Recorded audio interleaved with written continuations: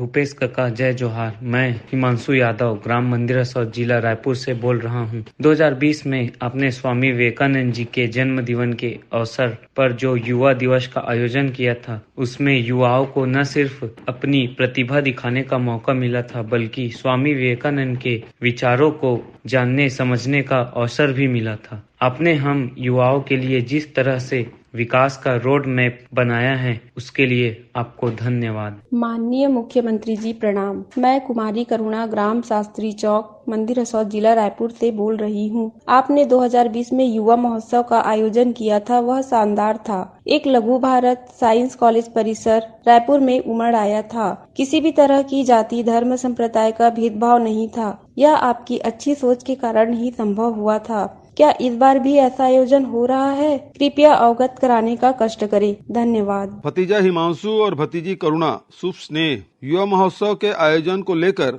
आपने जो कहा, उससे मुझे बहुत खुशी और गौरव का अनुभव हुआ है। मैं जानता हूँ हमारे युवा जात पात से दूर वैज्ञानिक ढंग से सोचते हैं। यही वजह है कि हमने 3 दिनों तक 10,000 युवाओं को एक साथ रखने का इंतजाम किया था, जिसमें 800 से अधिक प्रस्तुतियां हुई थी। वर्ष 2021 में कोरोना के कारण यह आयोजन नहीं कर पाए थे।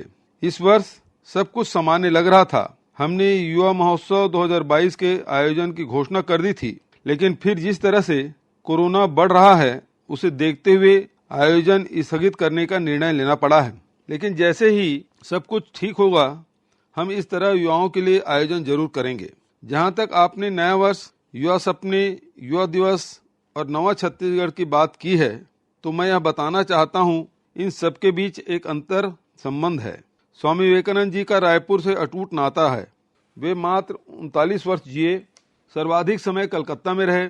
उसके बाद किसी अन्य स्थान पर रहने की उनकी सर्वाधिक अवधि छत्तीसगढ़ में ही रही। जब उनका मन आध्यात्म की ओर बढ़ रहा था, उस समय वे छत्तीसगढ़ की हवा, पानी, माटी और धड़कन से एकाकार हो रहे थे। इस तरह एक वैज्ञानिक क्रांतिकारी सन्यासी स्वामी विवेकानंद ने जो छाप छत्तीसगढ़ में छोड़ी है, उसे चिर स्थायी बनाने के लिए हमने उनके जन्मदिन 12 जनवरी को युवा महोत्सव का आयोजन करने की शुरुआत सन 2020 में की थी।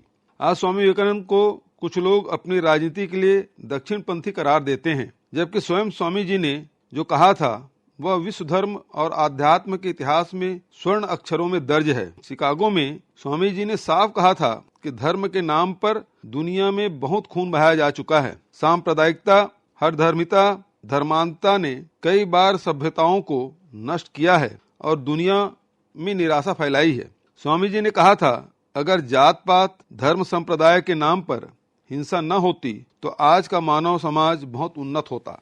उस जमाने में भी स्वामी जी दुनिया में घूम घूम कर कहते थे, मैं यहाँ किसी एक धर्म का प्रचार करने नहीं आया, बल्कि एक ऐसे दर्शन का प्रचार कर रहा हूँ जो दुनिया के सभी धर्मों में निहित है।